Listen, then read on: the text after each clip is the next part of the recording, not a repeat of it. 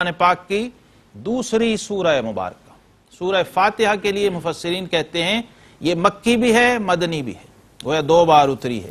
سورہ البقرہ یہ پوری کی پوری مدنی سورہ مبارکہ ہے، اور قرآن پاک کے تفسیری خلاصے کا ہم اس پروگرام میں آپ کے لیے اہتمام کر رہے ہیں۔ الف لام میم، الف لام میم۔ آقا کریم علیہ السلام نے فرمایا کہ قرآن پاک کے ہر حرف پر اللہ نے تمہارے لیے 10 نیکیاں رکھی ہیں، اور فرمایا میں یہ نہیں کہتا کہ الف لام میم ایک حرف ہے، بلکہ الف ایک حرف ہے، لام ایک حرف ہے، اور میم ایک حرف ہے، یعنی کم از کم 30 نیکیاں ظاہری بونس کے طور پہ عطا ہو رہی سبحان اللہ پڑھنے والے کو صرف قرات پر۔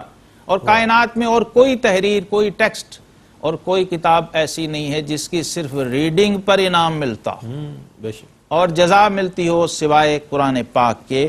تو یہ حروف مقطعات ہیں، اللہ کے اپنے حبیب کے ساتھ اسرار ہیں، اور یوں کہہ لیجئے کہ کوڈ ورڈز ہیں۔ پھر فرمایا کہ اس کتاب کے اندر کسی قسم کا کوئی شک نہیں ہے، کوئی شبہ نہیں ہے، کوئی ریب نہیں ہے۔ اللہ رب العالمین نے یہ اہتمام خود کر دیا تاکہ پڑھنے والا کسی زحمت میں مبتلا نہ ہو۔ اس کتاب پر ایمان رکھنے والا، اسے خود اب کسی تحقیق کی ضرورت نہیں ہے، کیونکہ یہ کلام تحقیق شدہ ہے۔ یہاں پر ایمان والوں کی علامات بیان کر دی گئی ہیں۔ پہلی یہ ہے کہ وہ غیب پر ایمان رکھتے ہیں۔ ایمان کی بنیاد ہے ایمان بالغیب، غیب کو ماننا۔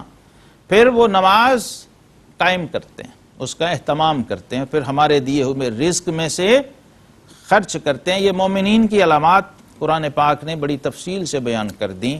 اے حبیب، جو آپ پر نازل ہوا اس پر بھی ایمان رکھتے ہیں، اور جو آپ سے پہلوں پر نازل ہوا، یعنی آپ سے پہلے انبیاء پر جو کلام اتارے گئے اس پر بھی ایمان رکھتے ہیں۔ وَبِالْآخِرَةِ هُمْ يُوقِنُونَ، اور آخرت پر بھی یقین رکھتے ہیں۔ ایک بہت اہم نقطہ ناظرین محترم یہاں یہ ہے کہ نبی رحمت صلی اللہ تعالی وسلم کے ختم نبوت کی پہلی دلیل قرآن پاک میں یہی آیت کریمہ ہے۔ کیا بات ہے، سبحان اللہ۔ وَالَّذِينَ يُؤْمِنُونَ بِمَا أُنزِلَ إِلَيْكَ، یعنی آپ پر اب نزول وحی کا سلسلہ بھی ختم ہو گیا، جو آپ پر اترا اور آپ سے پہلے اترا۔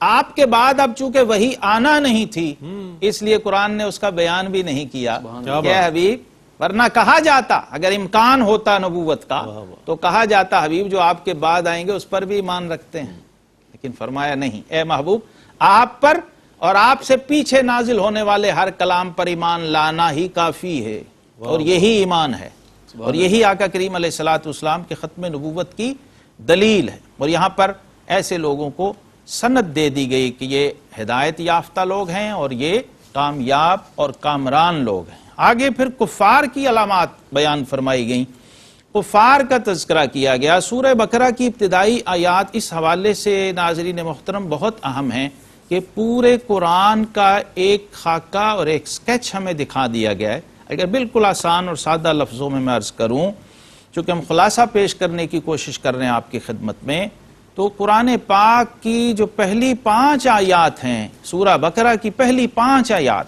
سورہ فاتحہ تو خلاصہ اور دباچہ ہو گیا، اس میں ایمان والوں کی نشانیاں بیان کر دی۔ واہ۔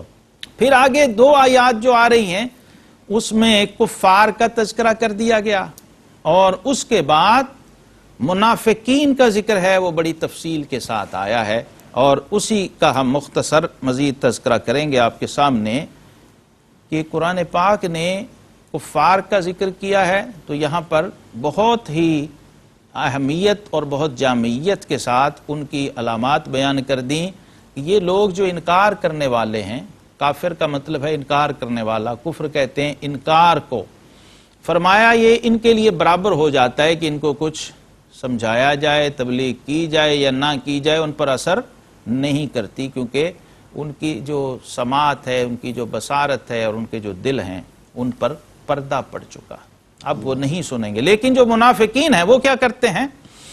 وَإِذَا لَقُوا الَّذِينَ آمَنُوا قَالُوا آمَنَّا، جب ایمان والوں سے ملتے ہیں تو کہتے ہیں جی ہم ایمان لائے۔ وَإِذَا خَلَوْا إِلَىٰ شَيَاطِينِهِمْ قَالُوا إِنَّا مَعَكُمْ إِنَّمَا نَحْنُ مُسْتَهْزِئُونَ، جب اپنے ہم مزاج، ہم مشرب اور ہم مسلک لوگوں اور ہم مذہب لوگوں کے ساتھ جا کے ملتے ہیں، کہتے ہیں ہم تو ان سے بس تمسخر کرتے ہیں، ان کا بس مذاق اڑاتے ہیں، اصل میں تو ہم تمہارے ساتھ ہیں۔ تو قرآن نے بتا دیا کہ یہ لوگ حقیقت میں کسی اور کو دھوکہ نہیں دے رہے بلکہ اپنے آپ کو دھوکہ دے رہے ہیں۔ وہ سمجھتے ہیں کہ ہم اللہ کو دھوکہ دے رہے ہیں یا ایمان والوں کو دھوکہ دے رہے ہیں، ایسا ہرگز نہیں ہے۔ یہ اپنی بے شعوری کی وجہ سے کرتے ہیں اور اپنی کم فہمی کی وجہ سے کرتے ہیں، اور بنیادی وجہ جو قرآن نے بیان کی، جو کافر اور منافق میں مشترک ہوتی ہے، ان کے دل مریض ہو جاتے ہیں، دل بیمار ہو جاتے ہیں۔ فی قلوبہم مرض فزادہم اللہ مرضا، ان کے دل میں کفر اور نفاق کا وائرس پیدا ہو چکا ہوتا ہے، اور وہ وائرس پروان چڑھتا رہتے کیونکہ اس کا علاج ہوا ہی نہیں، اس کو ٹریٹمنٹ نہیں ملا ہے۔ اس لیے اب اللہ کی طرف سے ان کو دنیا میں ایک عذاب یہ ہوتا ہے کہ ان کو علاج کے ذرائع نصیب نہیں ہوتے، بلکہ مرض بڑھتا رہتا ہے، اور مرض بڑھتا گیا جوں جوں دوا کی والی کیفیت ہو جاتی ہے۔ اگر وہ اپنا علاج بھی کسی خیال میں کرنے لگیں تو وہ علاج بھی الٹا پڑتا ہے اور اس کے غلط اثرات ظاہر ہونا شروع ہو جاتے ہیں۔ گویا دنیا ہی میں عذاب کی ایک صورت یہ ہے کہ معاذ اللہ کسی کو ہدایت اور اسباب ہدایت سے محروم کر دیا جائے۔ سب سے عظیم نعمت ناظرین مکرم یہ ہے کہ ہمیں یہ یاد رکھنا ہے کہ اللہ تبارک و تعالیٰ نے یہ جو قرآن عظیم الشان ہمارے لیے نازل کیا، ہماری ہدایت کے لیے اتارا ہے، ایک تو اس پر ایمان لانا ہے، اور ایک قرآن پاک نے اشارہ اور کیا، فرمایا قرآن پاک کے قرآن ہونے میں شک نہ کرنا، کیونکہ ذالک الکتاب لا ریب فیہ سے بات کی تھی، یہاں بھی واضح کر دیا کہ اگر تمہیں اس کے قرآن ہونے میں کوئی شک ہے تو ہم چیلنج کرتے ہیں، جاؤ اس جیسی کوئی صورت لے آؤ، اس جیسی کوئی آیت لے آؤ، اور فرمایا اگر تم ایسا نہ کر سکو اور ہرگز نہیں کر سکو گے تو پھر اس انکار کے نتیجے میں کیا ہوگا؟ عذاب کا شکار ہو جاؤ گے اور آخرت کے عذاب کے مستحق ٹھہرو گے۔ اور پھر اسی پارے میں، اسی سورہ بقرہ کے آغاز میں ایک بہت بڑی اور بہت اہم بات جو قرآن نے بیان کی، وہ سیدنا آدم علیہ نبینا علیہ الصلاۃ والسلام، آپ کی خلافت عرضی کا تذکرہ کیا گیا۔ ناظرین محترم، سیدنا آدم علیہ الصلاۃ والسلام ہم سب کے باپ اور ساری انسانیت کے باپ ہیں، ان کا خلیفہ بن کر دنیا کے اندر مبعوث ہونا، اللہ کا نبی اور رسول بن کے آنا، یہ ساری انسانیت کے لیے باعث شرف و فضیلت ہے۔ اور اس میں اس پارے کا اور ان آیات کا جو خلاصہ ہے وہ ہمیں یہ دعوت دے رہا ہے کہ فرشتوں سے بہتر ہے انسان ہونا، مگر اس میں لگتی ہے محنت زیادہ۔ خاکی آدم علیہ السلام کو اللہ رب العزت نے اپنی خلافت کا شرف بخشا اور پھر ملائکہ سے ان کو سجدہ کروایا۔ یہاں تمام مفسرین اس نقطے پہ متفق ہیں کہ ملائکہ نے اپنی عظمت و فضیلت ظاہر کرنا چاہی اور ابلیس نے اپنی فضیلت شو کرنا چاہی، لیکن اللہ رب العزت نے وَلَقَدْ كَرَّمْنَا بنی آدم کے تحت جناب آدم علیہ السلام کو عظمت دی۔ ادھر ابلیس راندہ درگاہ ہوا، فرشتے مقبول بارگاہ ہوئے، اور جس نعمت کو اور جس وصف کو رب کائنات نے اپنے خلیفہ کے لیے وجہ شرف و فضیلت بنایا، وہ فضیلت کیا تھی؟ وَعَلَّمَ آدَمَ الْأَسْمَاءَ كُلَّهَا، وہ فضیلت علمی تھی۔ ملائکہ نے کہا تھا نحن نسبح بحمدک ونقدس لک، اے اللہ ہم تسبیح کرتے ہیں، تیری حمد کرتے ہیں، لیکن رب کائنات نے اپنے خلیفہ کو علم کی دولت سے نواز دیا، اور پھر کیا ہوا کہ جو عبادت تھی اس کو علم کے آگے جھکا دیا، اور یہ ثابت کر دیا کہ فضیلت ہمیشہ علم کو اور معرفت کو حاصل رہے گی۔ پورے قرآن کا پیغام بھی یہی ہے کہ ہمارے علم کی، ہمارے دین کی، ہماری بندگی کی بنیاد وہ علم ہے، جاننا ہے، اور معرفت ہے، پہچاننا ہے ہم نے، تاکہ ہم اپنے رب کا قرب حاصل کر سکیں۔